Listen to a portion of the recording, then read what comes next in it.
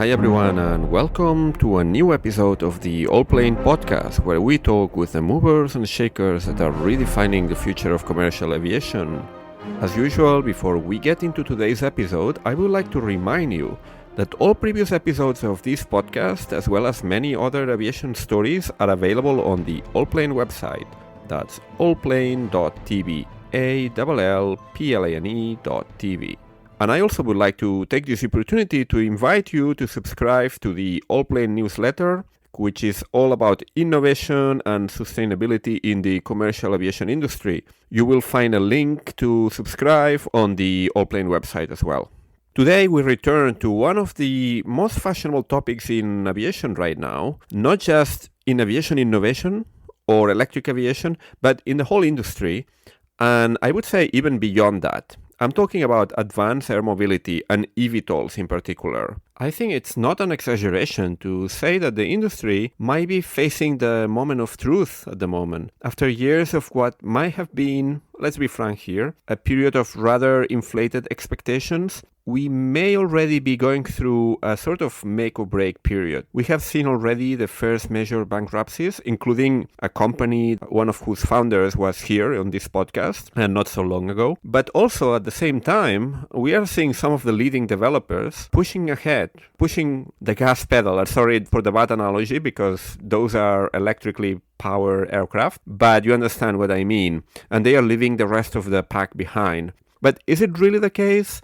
Well, we're going to talk about this with our guest today. Gary Vermaak is an expert at several advanced air mobility industry organizations, such as the Advanced Air Mobility Institute, OpenAAM, and the Drone Logistics Ecosystem.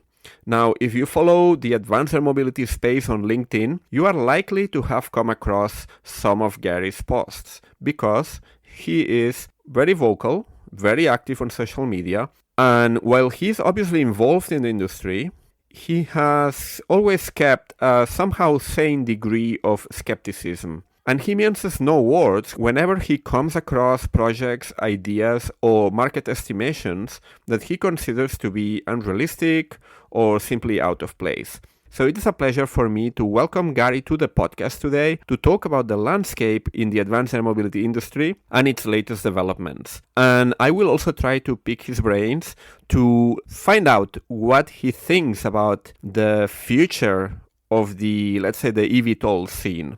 But I think it's best if we hear all of this directly from Gary. So without further ado, let me welcome him to the podcast. Hello, Gary. How are you? I'm fine, and you, Miguel? Very good. Where are you joining us from today? Umhlanga, a little place close to the city of Durban in KwaZulu-Natal, South Africa. Wow, that's in the east coast of South Africa, yeah? It's facing the Correct, yes. Indian Ocean. Yeah, that's correct, yeah.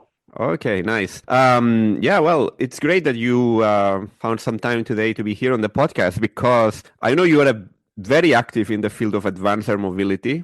I see your comment and analysis popping up in my LinkedIn timeline regularly. And I really would like to speak with you about your views about the advanced air mobility industry at this moment in time, because we are getting kind of different vibes depending on whether you look at, for example, in the US, you've got a couple of companies that seem to be very well advanced and raising lots of money. Then in Europe, you've got a couple of companies that have gone under recently. Then we have China, which is a completely different world. And I would like to make sense of all this. But first of all, I think it would be great if you could please briefly introduce yourself and tell us more about your engagement in this field of advanced air mobility. I'm actually an accountant by profession, but have a long love for planes dating back to my first flight at age 4, flying between Port Elizabeth and Durban unaccompanied. So that was quite an experience and sort of set the tone for future.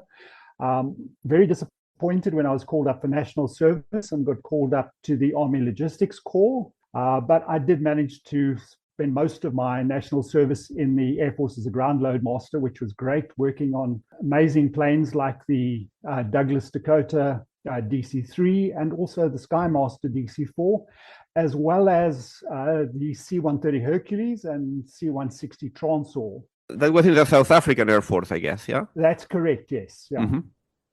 Yeah, unfortunately, the C-160s have been retired, and they were supposed to be replaced with Airbus A400s, but financial reasons that didn't occur. And the C-130s are currently being upgraded by Marshall Aerospace in the UK. Actually, I had the chance to see, I think was the very last C-160 in service with the French Air Force. Is now at a museum called Aeroscopia in Toulouse. A very beautiful one. I think it's painted with a special livery, and I took some pictures, so I can add one of these pictures to the show notes so that people can can see what aircraft we are talking about. Yeah. No, it was an incredible aircraft, especially flying into the operational zone where it literally dropped from 10,000 feet to landing. And that was probably the best roller coaster ride you could ever experience. Mm-hmm. Just amazing plane.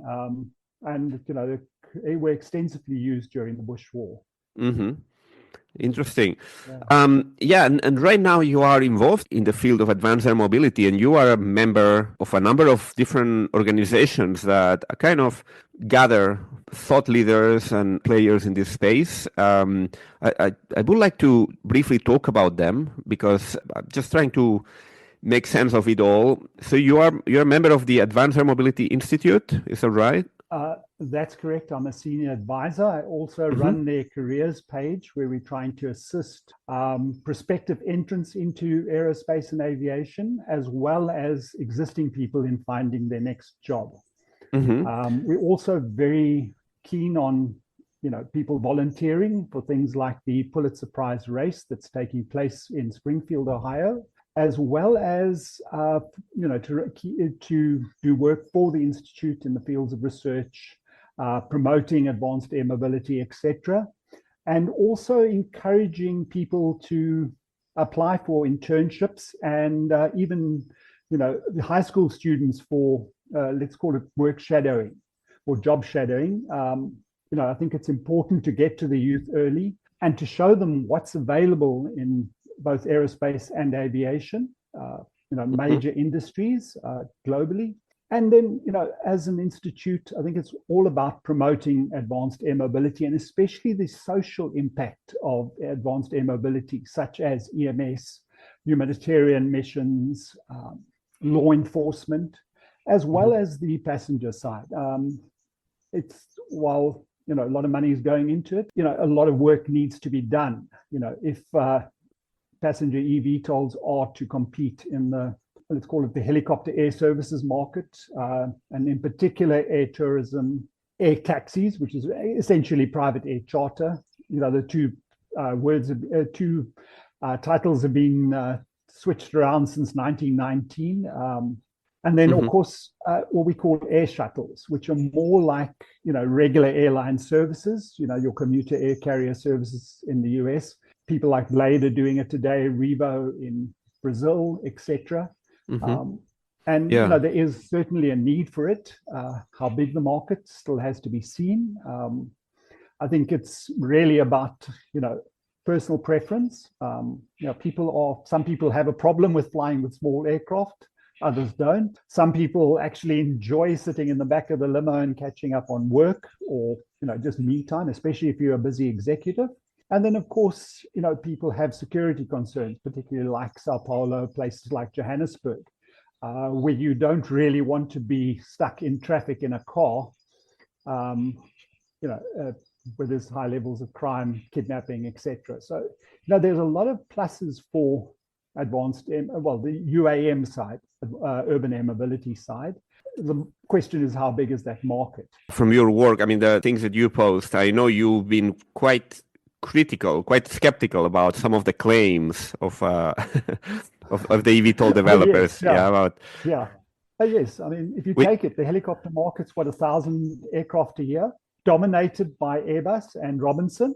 Basically, they've sort of not really been competitors because Robinson's biggest aircraft was a 5-seater. Today, we've got an announcement by Robinson that they are launching a 10-seater aircraft, 10-seater helicopter. Yeah.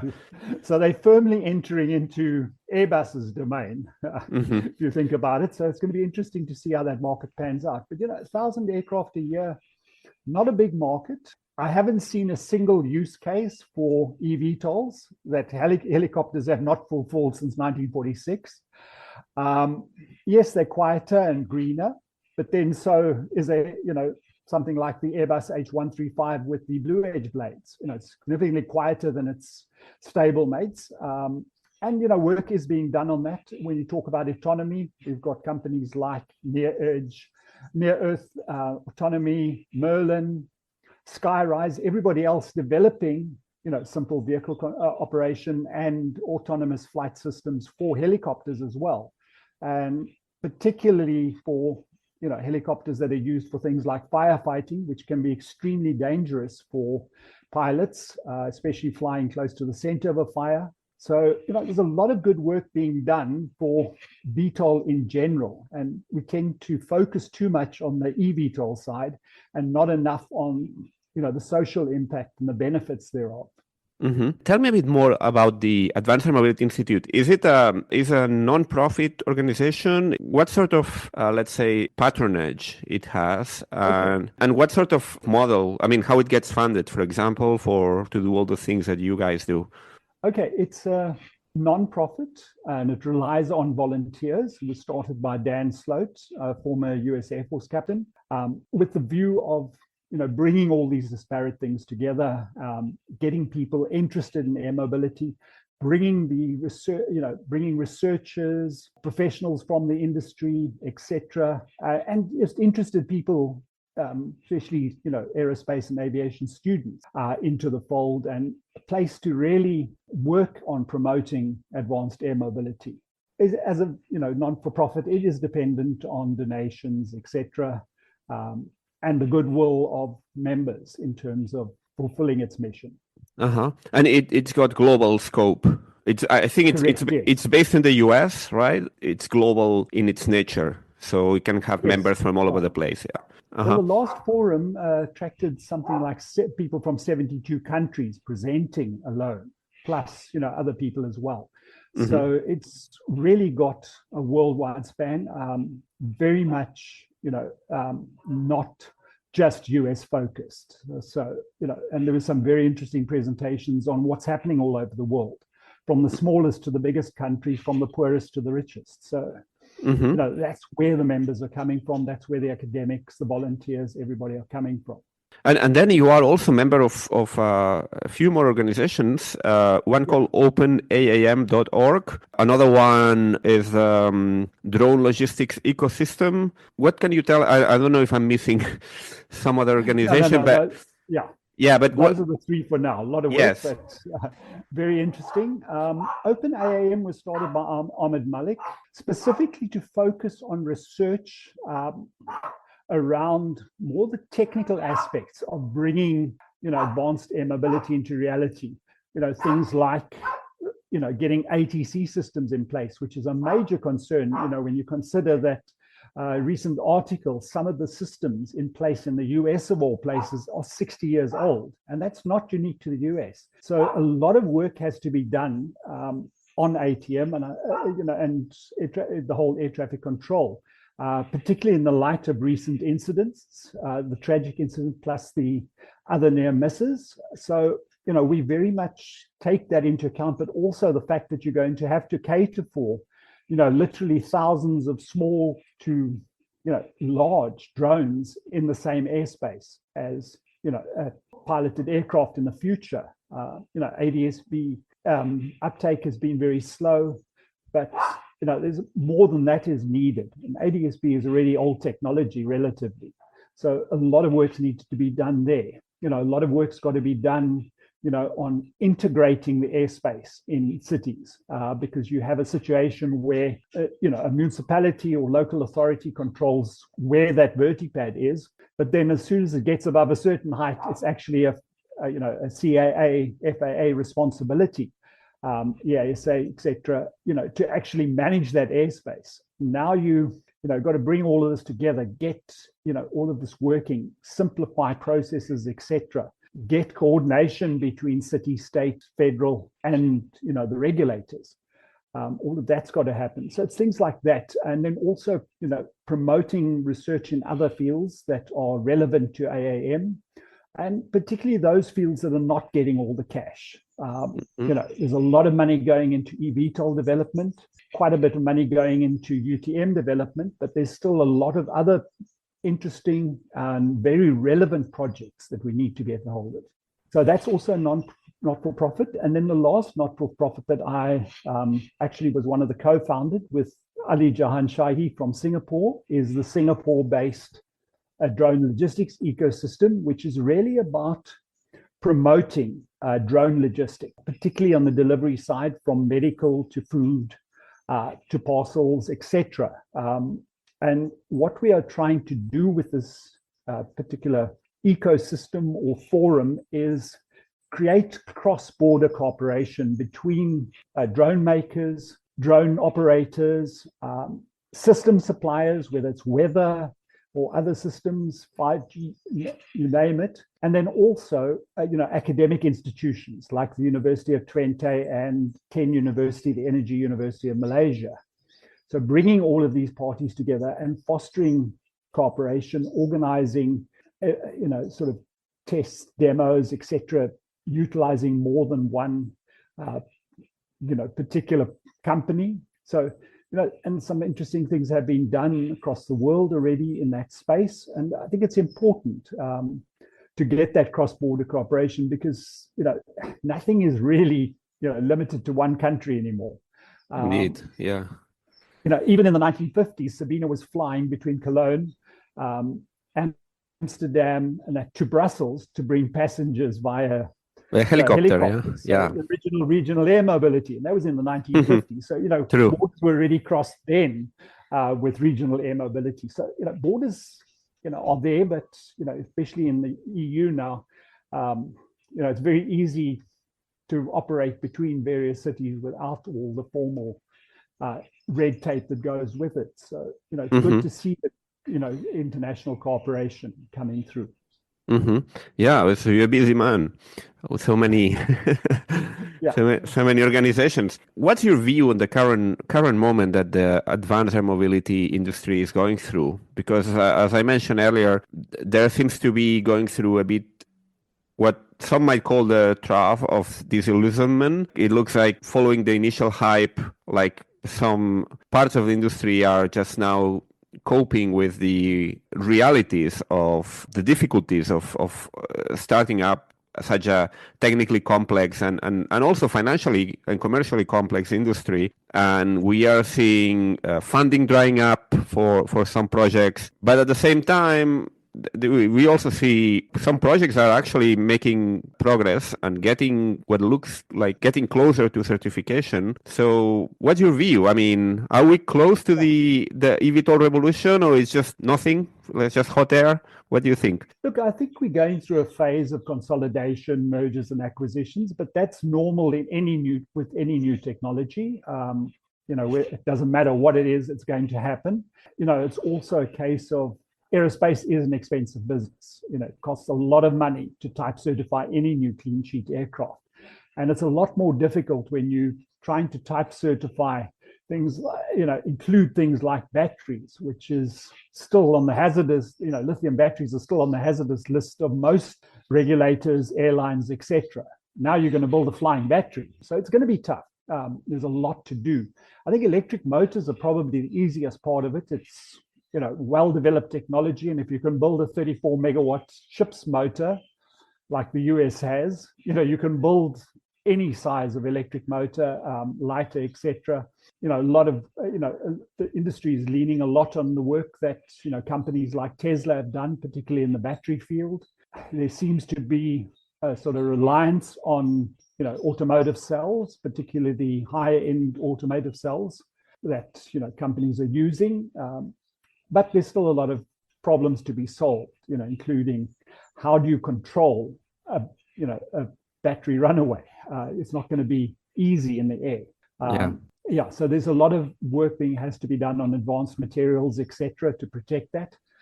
And there is a shift happening at the moment. I think you've seen with Archer and Joby in terms of the military side, and also Beta as well. And I think the same is happening in China as well. That the military are taking an interest, particularly I think more from the perspective of a quieter machine. Particularly for things like special forces operations, downed airmen rescue, etc. These things could be very valuable in that respect. It can come in a lot quieter, a lot simpler. Something like the pivotal helix would actually be ideal, for a downed pilot if he's able to walk, to fly it remotely to him, let him fly out again, with the necessary air cover. So there's a lot of opportunities, and military always seems to have a lot more money than anybody else to spend. But I think if you look at the small drones, I mean, we've seen a lot of things happening, and all starting really with medical deliveries in Africa. Companies like Zipline, Wingcopter, flying things like vaccines and medicines and blood samples, blood and plasma, and other items to remote clinics that for example, in parts of Africa during the rainy season, you're lucky if you travel 100 kilometers in a day. These things do make a big difference. And I think that was really the starting point. Now we're seeing more, moving into the US with medical deliveries, but also companies like, Wing, Drone Up, Manor Drone Delivery, all, extending their operations, growing their operations into more cities to, deliver food, etc. So the commercial side of that is taking off, which is great. And, a lot of them are using eVTOLs, just very small ones. But, so we've seen an uptake, and there's also companies, for example, like Jump Aero and others in Europe as well that are developing fast response for, EMS, ability to, get in, particularly for use in the rural areas. And outside, Class GS, in Class GS space where you can, still fly an ultralight and you've got a good distance you can cover. So I think we're going to see a lot more of that happening now as well. I know they're busy investigating the pivotal helix for that role, to get a doctor to a remote farmhouse, etc., very quickly to attend to a patient. And, we will see, even electric air ambulances, although, if you take the amount of equipment, people, etc., that you need for a golden hour flight, it's still maybe a little bit beyond the capabilities of current battery electric. So I think that's so leading to, and as with Joby and Archer, and Robinson now, you're seeing a move towards hybrid electric or fuel cell electric. We saw that in, the 400-mile flight that Joby did with with hydrogen. So and I think it's getting back to, before Tesla there was the Prius. And there's still Priuses on the road. So I think, that hybrid approach is probably one of the best approaches in terms of meeting current needs as batteries develop. And batteries did develop. I mean, if you look at where Tesla are now compared to where battery electric cars were when Tesla started, we've seen major improvements, major range improvements, and a large uptake. I believe something like 20% of the 80-odd million vehicles that hit the roads last year were actually electric, or some form of hybrid electric or battery electric or fuel cell electric. Fuel cell electric, not really, but I think, it's happening. So, it will eventually happen. But here, I guess you introduce the topic of the hybridization. We got actually here on this podcast the CTO of H2Fly, which is a German company owned by Joby that actually has developed the hydrogen fuel cell system that Joby has been testing recently. I think here at this point, I mean, when we talk about extending a range, it's important to mention all the different categories and uses that have been touted for the eVTOLs and advanced air mobility vehicles, because most of the original hype was based on the urban air mobility use case. So basically having people using them as flying taxis, and they are still very often referred to as flying taxis in many contexts, because I mean, I understand that because it's, I know the people in the industry don't really like this. And I understand that from a media point of view, it's easy to make a headline with a flying taxi and it conveys the general idea without getting too technical about it. But we have this urban air mobility case, but then we have also the regional case that you mentioned, also military, search and rescue. I guess a lot of the original business case was based on this urban air mobility, but it might turn out that the best use cases are actually these other ones that provide really a capability that it's more difficult to replicate by other modes of transportation. I think, if you look at what Yang's doing with air tourism in China, I think that is a very good use case because it's short flights, so you have time to recharge, etc. Mm-hmm. It also gets rid of what is a major problem in a lot of cities is low-flying helicopters circling around places and along the waterfront, which tends to annoy a lot of people. That's one good use case. The other one, again, is regional air mobility, but not eVTOL. I think more towards eCTOL and eSTOL. Yeah. So companies like Beta with their CX300 or Electra. Yeah, we had Electra CEO on the previous episode of this podcast. We were able to discuss the capabilities of this ultra short takeoff and landing aircraft that they are developing. Do you think this sightseeing tourism use, is it, I mean, potentially a big market? I mean, because we're talking, you referred earlier to the use case being a bit similar to that of helicopters, and that's a market that it's relatively small if you compare it with a broader aerospace market. Yeah. Do you think having this quieter technology is going to expand the market because you're going to be able to have maybe also cheaper operating costs than helicopters, which are relatively expensive? So you're going to have a helicopter plus market here, and how this is going to impact the helicopter market itself, because I guess some of these, for example, the EHang could potentially replace some of these small Robin helicopters that are often used in these tourism flights in many locations. One thing we must remember, of course, is that there's a process of hand-me-down in the helicopter industry.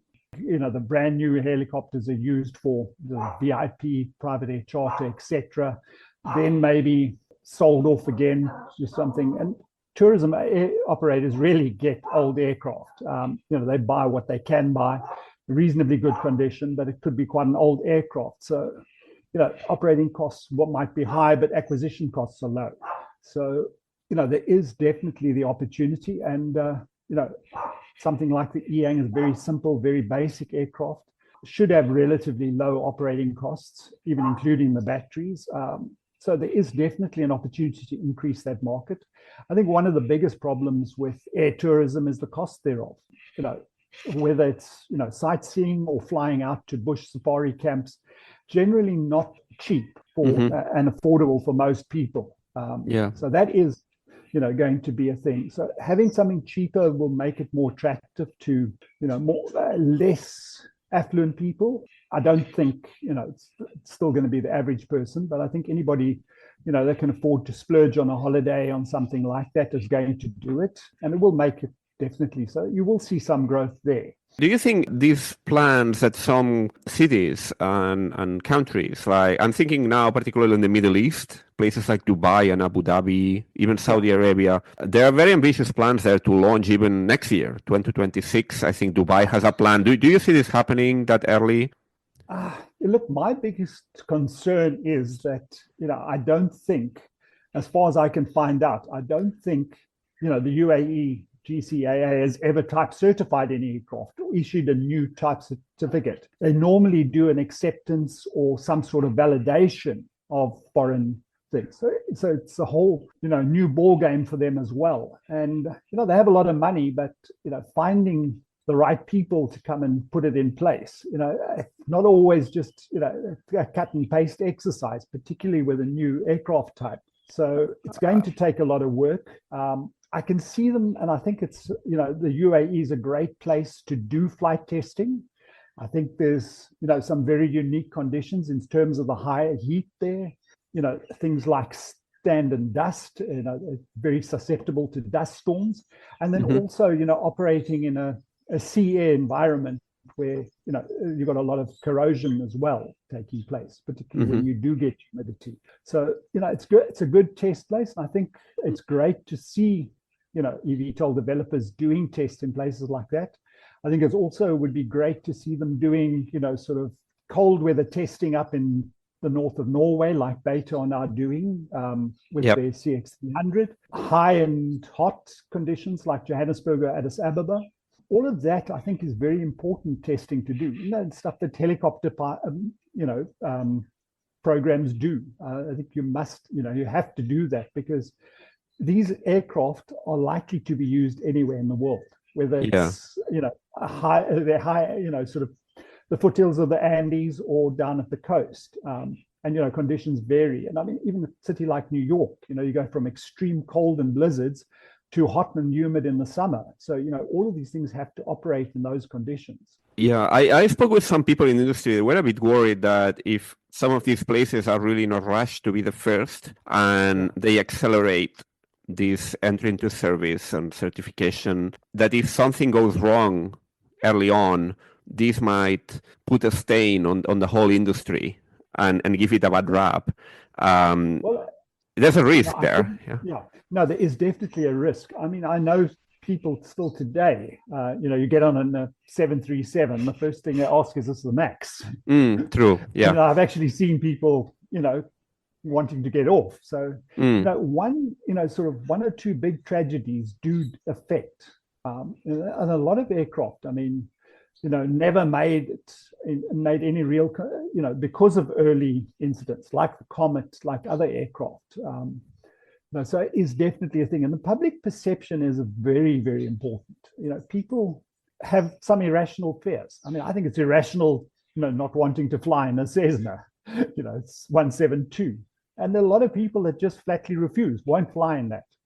So, the public has their own perceptions, everything from, noise. Maybe they'll tolerate a helicopter, but the moment their cat starts doing strange things, when a drone flies over or a eVTOL flies over because the cat doesn't like, that particular frequency noise, people are going to start, creating problems or, spreading those perceptions. And, there's going to be resistance from somebody. I think that's normal with anything.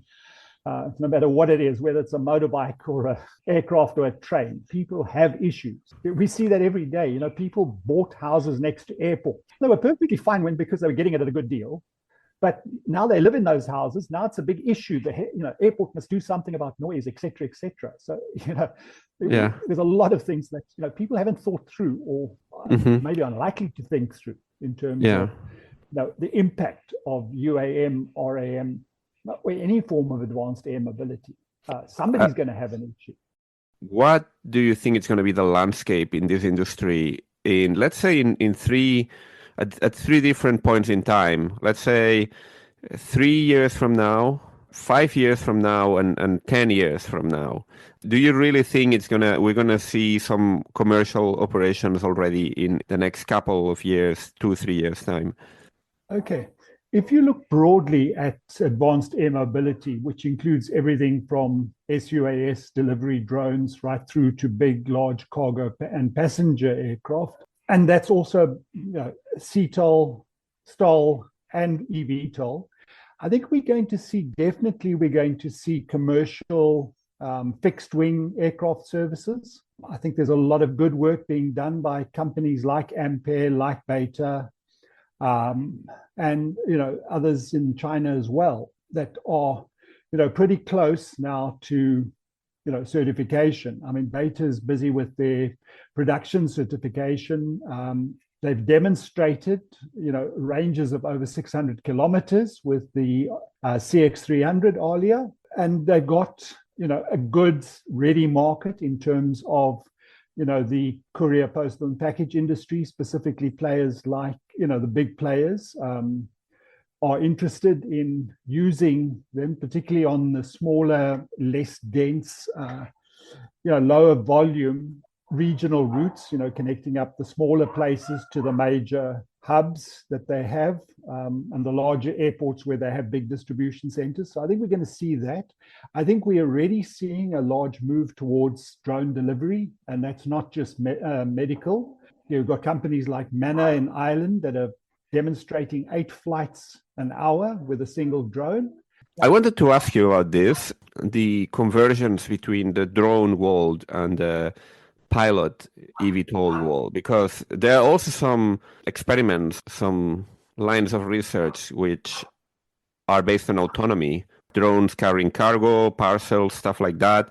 Then we have a number of companies that are developing eVTOL aircraft to carry people mainly. I mean, of course, you could carry cargo theory, but mostly for the passenger market. But then you also have people trying to put autonomy.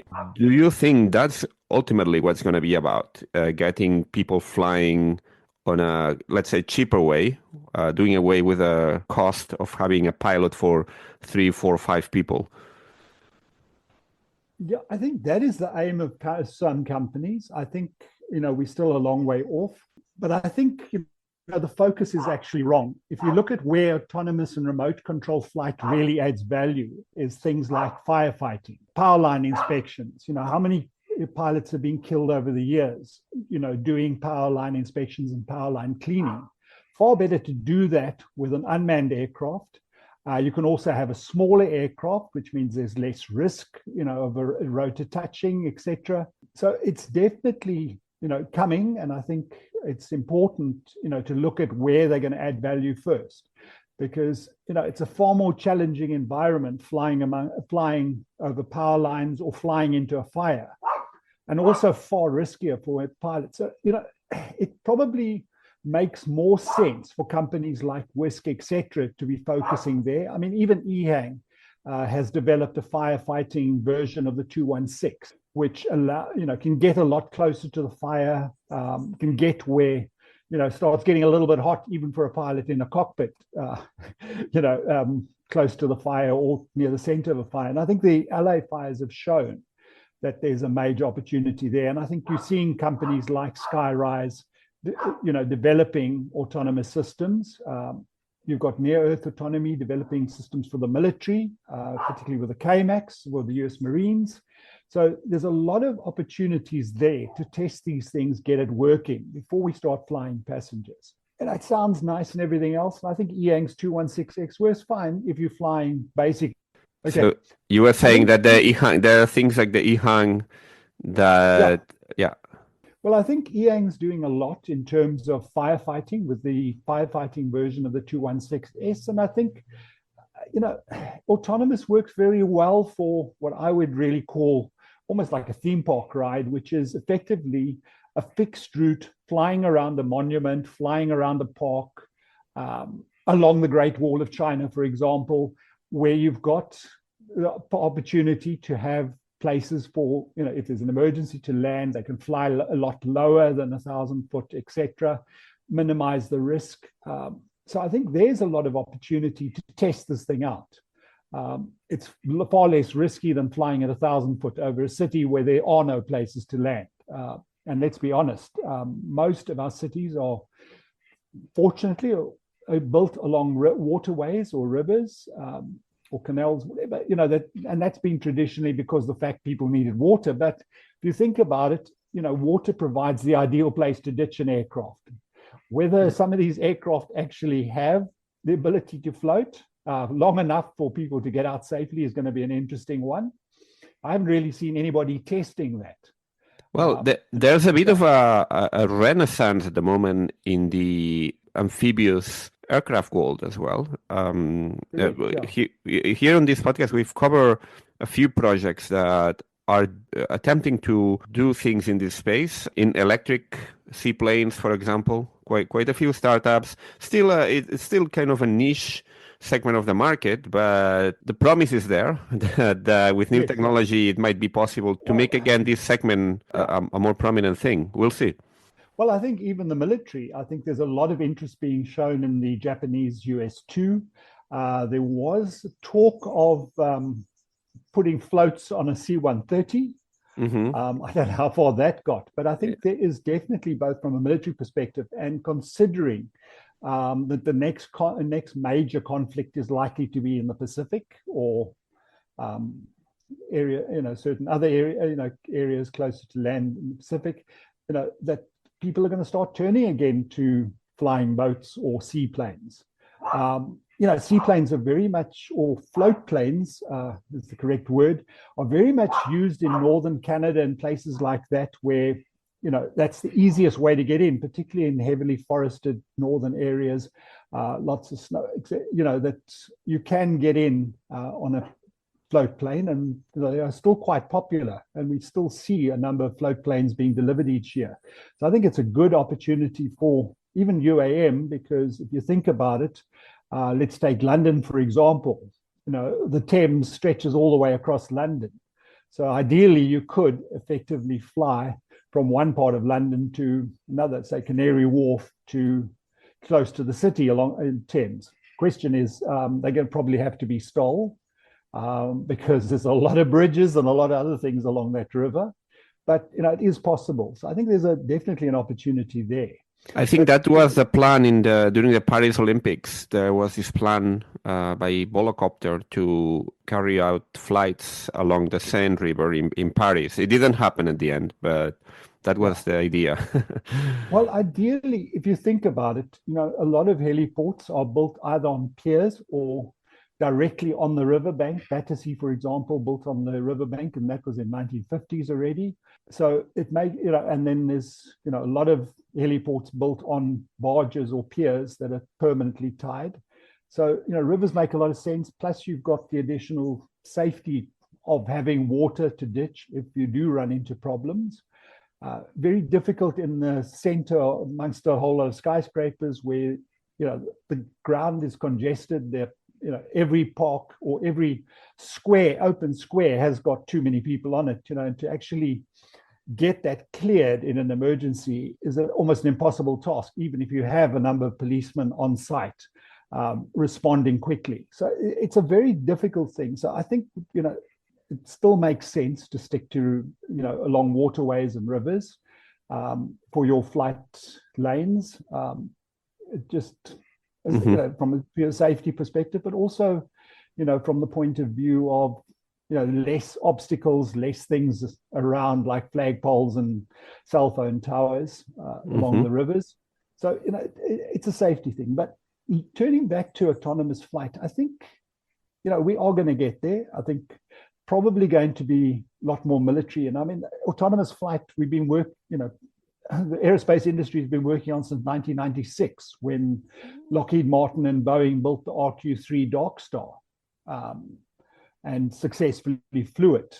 AI has added quite a bit more dimension to it and, technology to it. But, it's still, if you ask yourself, how many militaries in the world are actually using autonomous aircraft at the moment to ferry people? As far as I'm aware, maybe China's got a few Yang 216Ss, but I think that's about it. So, if the military aren't using it, and their operations generally are over wide open spaces where you don't have too much of, a risk of buildings and all sorts of things, and, drones and other aircraft around, there's very limited aircraft in the battlefield or even on a test range. So, you have to ask yourself, why do the military feel they're not ready yet? Yes, they're doing cargo and things like that, but not people at this stage. So it's going to take a while. And then also public perception, I think, for the average person, that smart guy or lady up front with a co-pilot and their smart white shirts and epaulets and things, just give a feeling of reassurance, because you've got a professional up front to fly you. So I think for the public, that gives them quite a bit of assurance. The other problem, of course, that I see is the idea of uncrewed. People have panic attacks on aircraft. How do you evacuate an aircraft if you don't even have a cabin attendant on board? I mean, that the incident in Japan, it was thanks to well-trained crew. the aircraft that flipped over onto its roof. Canada, that just shows the value of people. Now, you can't expect people to respond to some voice somewhere. They want people to show them what to do. They also need somebody to tell them, hey, listen, leave that bag alone, get the hell off the aircraft. Mm-hmm. The average tendency, and I mean, even just a minor emergency when you do a landing, hydraulic failure, whatever, first thing people try and do is grab all their baggage and get off. Nobody, takes into account that, it could have caused a fire, it could have or done something else to the aircraft. You have to get off the aircraft, leave your baggage. I mean, it's not worth, risking your life and other people's lives for. So, that's also got to be taken into account. And that I don't see. Everybody says, we're going to have these fancy flight videos and reassuring voices coming through the speaker, an AI generated voice. It doesn't work with people. People want to see. And if somebody is having a panic attack on an aircraft, who's going to deal with them? Somebody has some sort of medical emergency. Now, we also forget that cabin attendants are not there to serve us food. They're actually there as safety officers, also trained in first aid, etc., to assist passengers. So, those things have to be taken into account. And unfortunately, that sort of gets neglected, and people don't realize, it's going to be a problem in an emergency, or just, somebody gets aggressive on an aircraft or whatever. Normally, they're not going to give too much lip to a pilot up front. Mm-hmm. But when there isn't anything, they're going to start, they feel a lot braver. So those things have to be taken into account. So I think we're going to see a lot more in terms of cargo. That's more SUAS, and that in the 3 years, I think that's really. In the 5-year window, I think we're going to start seeing commercial UAM flights, and I'm talking about actual air taxis and air shuttles. Do you think UAM is going to become a thing before more, let's say, regional? For example, between an airport and a city, something that gets a bit out of the urban continuum? Yeah, I think, if I look at it from the point of view is regional air mobility, definitely a lot sooner with electric fixed wing and STOL aircraft. Mm-hmm. I think there's a lot of opportunities there, but the other problem that we have with a lot of these regional flights is how many people actually use these facilities, even with the essential air services subsidies in the US. Noel Phillips recently posted a video on YouTube where he actually shows a flight he attempted to fly across the US using just essential air services. Unfortunately, the other problem kicked in, which was the weather, which caused him to fly some of the leg on normal commercial flights. But I think what was very evident was how few people there are on those aircraft. So, what is stopping people? Is it price? Or is it just the fact that, if I have to travel 200-300 kilometers or even 500 kilometers, probably easier just to jump in my car and drive, and then I know I've got a car on the other side as well. That's always a consideration that people have to take into account. For me, sometimes, if I take even a commercial flight between Durban and Johannesburg, flight takes an hour, and the drive takes 5, maybe 6 hours, depending on how many times I stop, etc. But if you take that 1 hour, I've got to be at the airport an hour before, get to the airport that side, get a car, etc. So already that's 3 hours. Then I've got to get to where I want to be. So, it starts, an hour or two maybe doesn't make that big a difference to people. And, the convenience of having your own car wherever you're going. So we've got to take those factors into account. But I think, from my perspective, I think the essential air services are doing a great job because they are providing that connectivity. I think also, the opportunities are maybe not as utilized as possible by, freight companies to actually use spare space on those aircraft. And I think that's probably the key, is the sort of combi model, where you have an aircraft that's configured for both passengers and cargo. That may help quite a bit, and especially in today's age of e-commerce, it's getting back to the old Sears Roebuck, where you could even order a house on a mail order. and it would eventually get to you by railroad or whatever, and you'd put it together. But people are very much dependent nowadays on e-commerce, being able to buy what they need from Amazon and have it delivered within a few days. So it can provide greater delivery speeds for small communities. The fact that that parcel can actually almost become a 2-day instead of a few days, even a 1 day, depending on whether it's being fulfilled, the order is being fulfilled close in the nearest major city. So it does add a lot of value, and the ability to also then be able to use the same aircraft. I think something people forget is that quite often the same aircraft could be used to convey a passenger on a stretcher with very little changes, and it depends on how the aircraft are configured. And I think that's something a lot of people are missing, is configuring these aircraft better to be able to use them.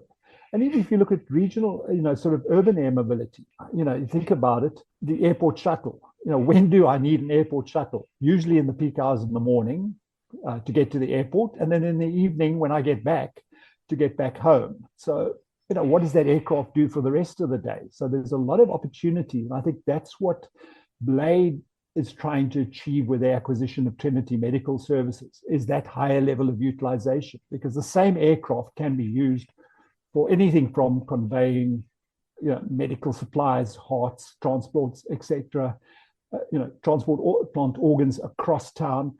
Those aircraft can also be used for conveying what I call, there's two things, valuable and high value cargo. So valuable would be things like personal documents, family heirlooms, and things like that might not have a big, sort of monetary value, but have sentimental value, which is to people priceless. But then also your high value goods, like in situations like certain countries where you have high incidences of delivery vans being stolen for their high value goods. We have the problem here in South Africa. The hijacking was previously to steal the LDV, either to chop it up for parts or sell it. But nowadays they actually leave the LDV and take what's on the back, in the back of the vehicle, which could be, high-end TVs, expensive electronics. So, those things makes a lot of sense to be able to move them by air. And you take the cost, for a cellular shop, you're talking about Samsung devices, iPhones that cost $1,000 or more. Now you've got a shipment of those. Those are extremely valuable to some thief. So it makes sense to use, try and transport that by air, whether it's a cargo drone or just on the, with a normal flight. So there's a lot of opportunities that I think are being missed. And I think that's something that eVTOL operators have to look at as well, is how these aircraft are going to be utilized. To ensure better utilization, bring the cost down, etc. So you see in 5 years' time, we could then have these urban air mobility services carrying people in cities? Correct, yeah. Maybe a bit sooner in China. I think, they've got a very facilitative government and things like that, a lot easier to get things through. I mean, the problem with UAM is that you're dealing with local municipalities, state governments, national governments, the regulator, and so many other parties that have to try and find a common ground and get. In China, an order from the top is followed by everybody. So same in Dubai, Abu Dhabi as well. Correct. So it's going to be a lot easier. So we're probably going to see it sooner in those jurisdictions, providing the aircraft are certified and ready to go. 10 years' time, I think probably going to be as common as helicopters are at the moment in terms of our city skylines. And we mustn't forget that helicopters are eVTOLs too. And there's a lot of use cases that eVTOLs are, the sort of non-helicopter eVTOLs won't be able to perform as well as a helicopter. So the two are going to complement each other, much like if you look at the US military. US Marines are still buying helicopters because helicopters have certain functions that they do better than the V-22 Osprey. V-22 Osprey offers them speed and range, but maybe not the payload of a CH-53. Yeah. So you got to have a look at that. And I think it's the same thing with, eVTOLs. And helicopters can electrify as well. We have seen Correct, a few days ago, Magni-X have unveiled an electric motor, for example, specific for helicopters. So there could be a bit of a convergence there between the two worlds. I think so too. Look, we've seen that already happening. Tier 1 engineering in California built the ER-44, which actually holds the world record for speed and range for a crewed eVTOL at the moment. And that was set in 2018. Basically, what they did was they took out the Lycoming engine on a Robinson R-44 and replaced that with 2 electric motors.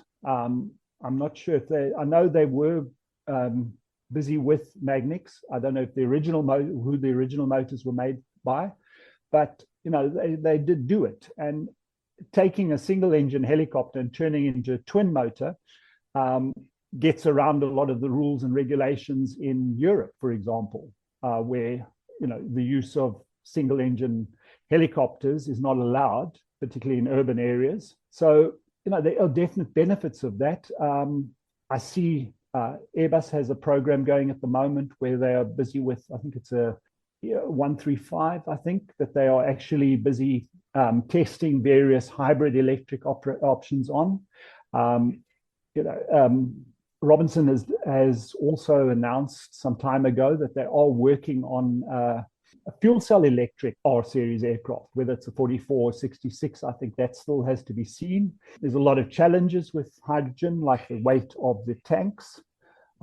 So you still sit with a similar problem to batteries in terms of just the weight, the sheer weight. And I think just to put that weight in perspective, a 5 kg Toyota Mirai tank, that's 5 kg capacity, weighs 87 kilograms. So, the weight is a big issue, and it's not that easy one to solve because of the nature of hydrogen and the small hydrogen molecule. So, but it does hold prospects, and it's really about being able to either increase the maximum takeoff weight of the aircraft through a supplementary certification process, or trying to reduce the weight in other ways. Once you've pulled out the engine, taken out a full fuel tank, etc., what are you left with to work with? Because electric motors are significantly lighter for the same, output. So there's definitely opportunities there. And I think that's probably the cheapest way to electrify VTOL aviation. Because it's really just, in most cases, just a supplementary type certificate.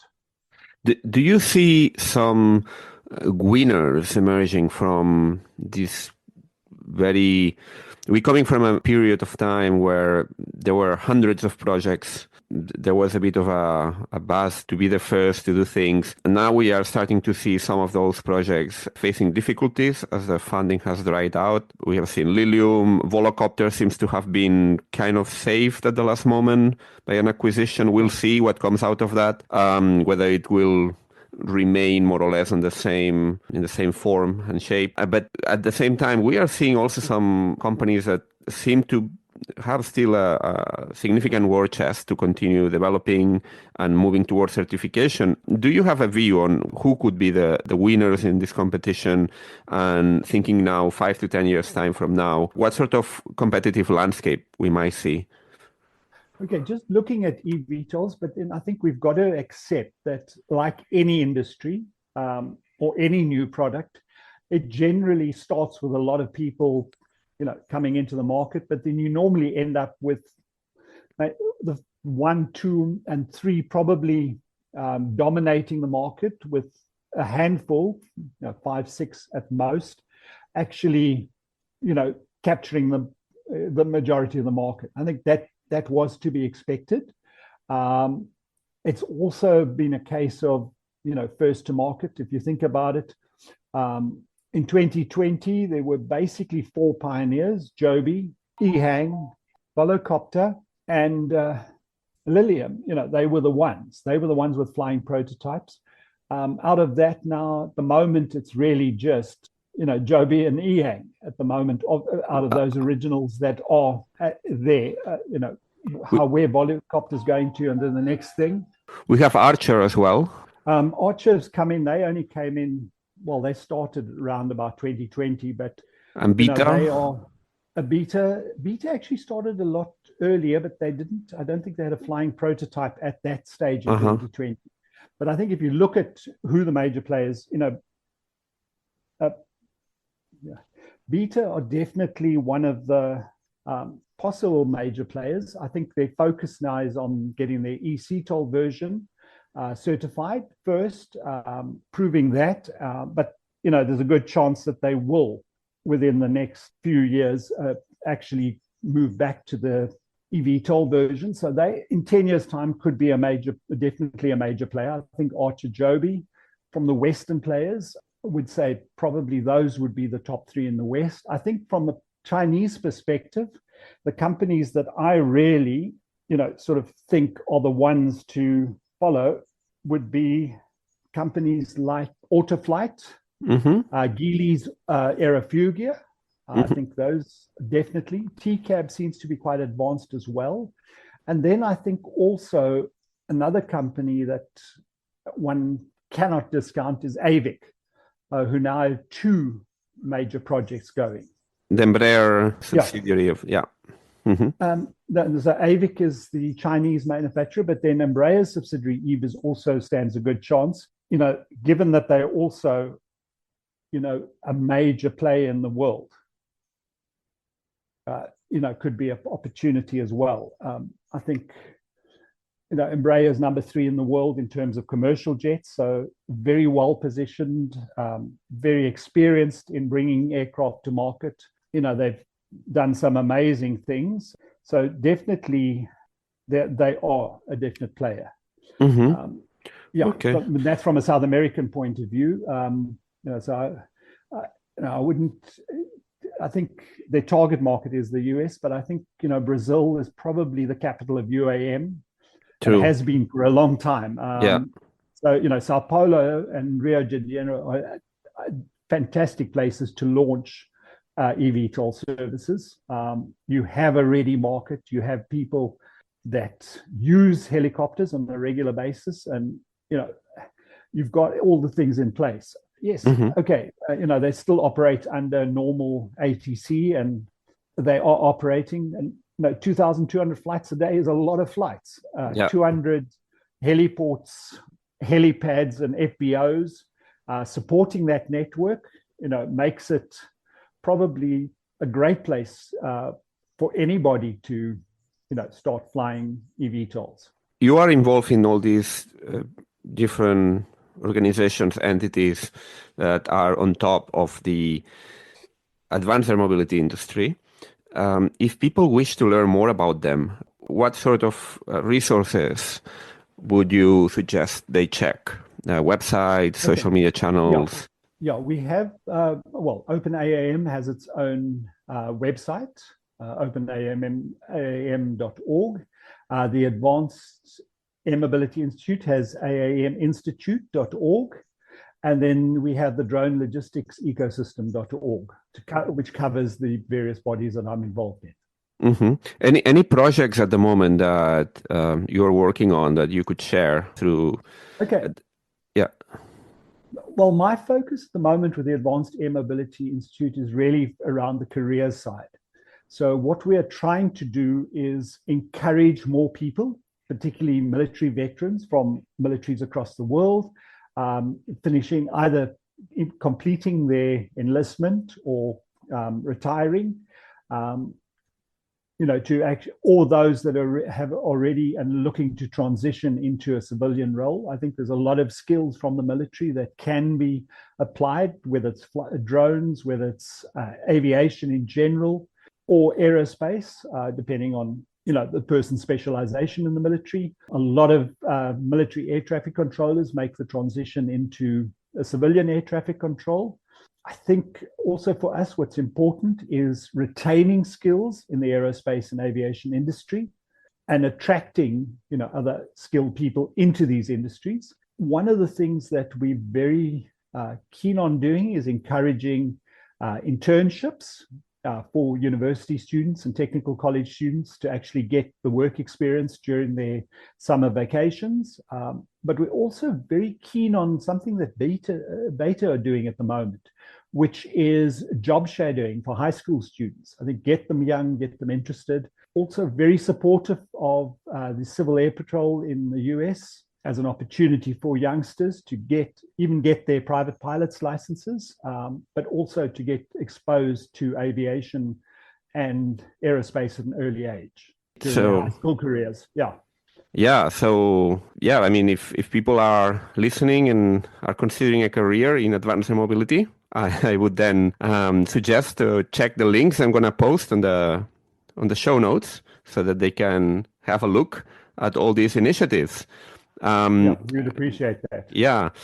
Well, I think we don't have more time, unfortunately, today, but it's been great speaking with you and learning about all these initiatives that are taking place as well in the advanced air mobility world. I mean, there's a whole ecosystem of organizations that are also looking at many of these applications of these exciting new technologies. And you're very much on top of all of those initiatives. So thank you so much again for your time, for sharing again your knowledge here today. Thank you so much, Miguel. And it was really a pleasure talking to you. Thank you. If you like this podcast, you can support us by giving it a great rating on Apple, Spotify, or whichever platform you get it from. And remember, you can, of course, subscribe to it. And you can also get regular updates through the Allplane website. That's Allplane.tv. We have a newsletter where we cover the aviation industry every week with a special focus on innovation and sustainability. So give it a go. Thank you and goodbye.